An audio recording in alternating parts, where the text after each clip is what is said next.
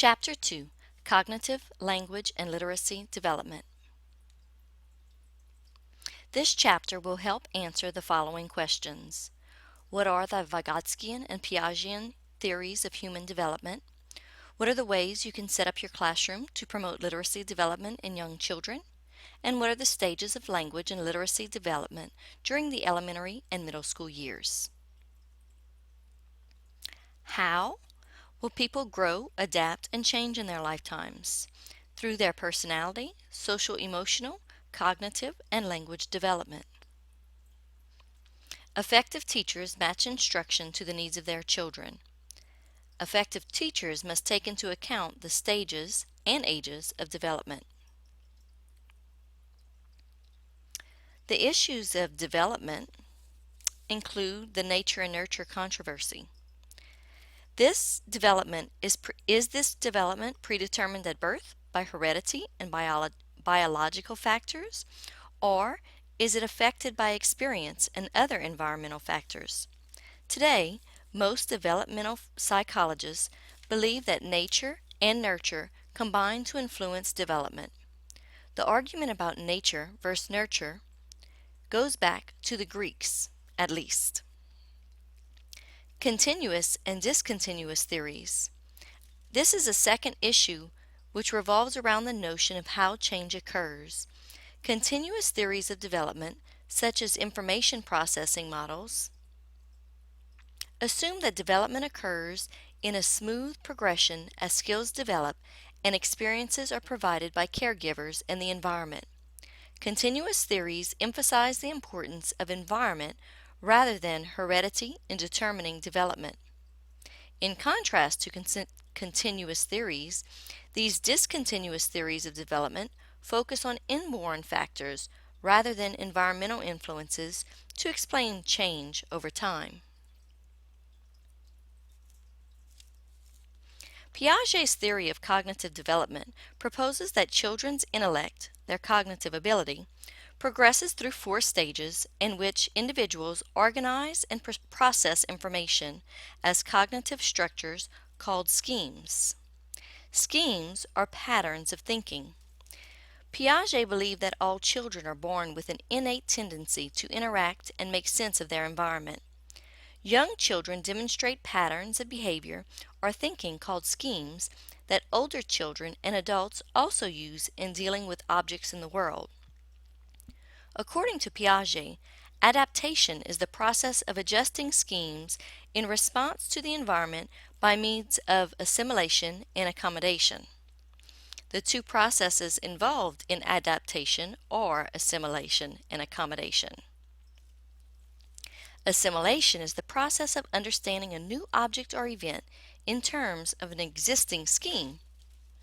Sometimes, when old ways of dealing with the world simply don't work, a child might modify an existing scheme in light of new information or a new experience, a process called accommodation. Piaget's idea of equilibrium is where you find what you would expect to happen actually does happen, where disequilibrium is when we try a particular strategy and it does not work. The discomfort we experience is disequilibrium. Piaget's theory of development represents constructivism, a view of cognitive development as a process in which children actively build systems of meaning and understandings of reality through their experiences and interactions. In this view, children actively construct knowledge by continually assimilating and accommodating new information.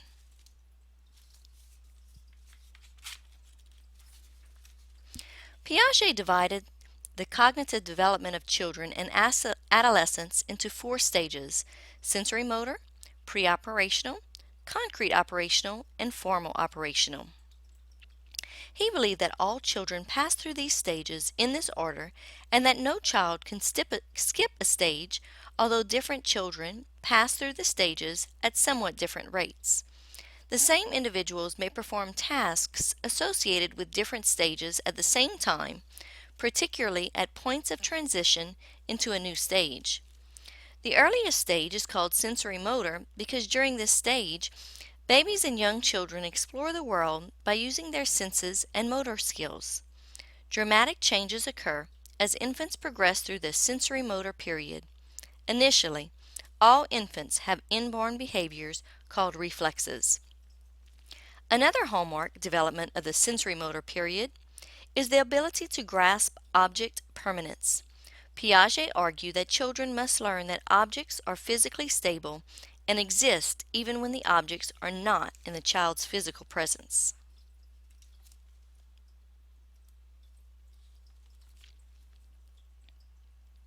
The preoperational stage, ages 2 to 7. During the preoperational stage, children have greater ability to think about things and can use symbols to mentally represent objects. Their language and concepts develop at an incredible rate, yet much of their thinking remains surprisingly primitive. One of Piaget's earliest and most important discoveries was that young children lacked an understanding of the principle of conservation. For example, if you pour milk from a tall, narrow container into a shallow, wide one in the presence of a pre-operational child, the child will firmly believe that the tall glass has more milk. One characteristic is centration, paying attention to only one aspect of a situation.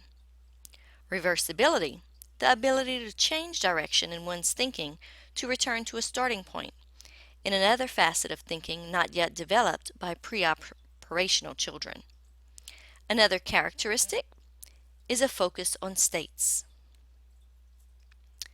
Egocentric, children at this stage believe that everyone sees the world exactly as they do. The concrete operational stage, ages 7 to 11. Although the differences between the mental abilities of pre-operational preschoolers and concrete operational elementary school students are dramatic, concrete operational children still do not think like adults. They are very much rooted in the world as it is and have difficulty with abstract thought. Children at this stage can form concepts, see relationships, and solve problems, but only as long as they involve objects and situations that are familiar. The older concrete operational child is able to respond to inferred reality, seeing things in the context of other meanings. Preschoolers see what they see, with little ability to infer the meaning behind what they see. One important task that children learn during the concrete operational stage is seriation, or arranging things in a logical progression. For example, lining up sticks from smallest to largest. Transensity is the ability to infer a relationship between two objects on the basis of knowledge that their respective relationships with a third object. For example, if you tell pre-operational preschoolers that Tom is taller than Becky and that Becky is taller than Fred, they will not see that Tom is taller than Fred. Children in the elementary grades are also moving from egocentric thought to decentered or objective thought. Decentered thought allows children to see that others can have different perceptions than they do. For example, children with decentered thought will be able to understand that different children may see different patterns in clouds. Children whose thought processes are decentered are able to learn that events can be governed by physical laws, such as the laws of gravity. These changes do not all happen at the same time. Rather, they occur gradually during the concrete operational stage.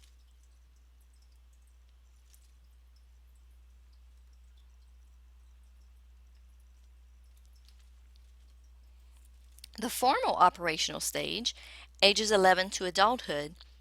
Sometimes, around the onset of puberty, children's thinking begins to develop into the form that is a characteristic of adults. The pre-adolescent begins to be able to think abstractly and to see possibilities beyond the here and now. These abilities continue to develop into adulthood. With the formal operational stage comes the ability to deal with potential or hypothetical situations. The form is now separate from the content. Some people or children never get here. Here are a few criticisms and revisions of Piaget's theory. Some criticize that tasks are too easy. Today's children can do things a little earlier than before.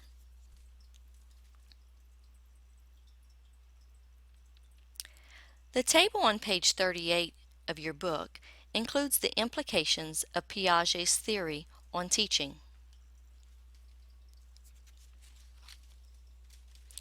Piaget's theories have had a major impact on the theory and practice of education.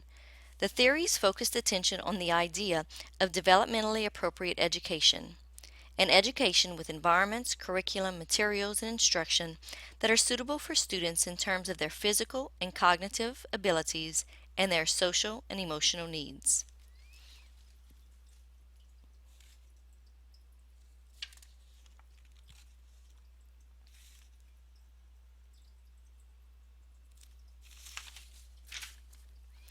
Vygotsky's work is based on two key ideas. First, he proposed that intellectual development can be understood only in terms of the historical and cultural context children experience.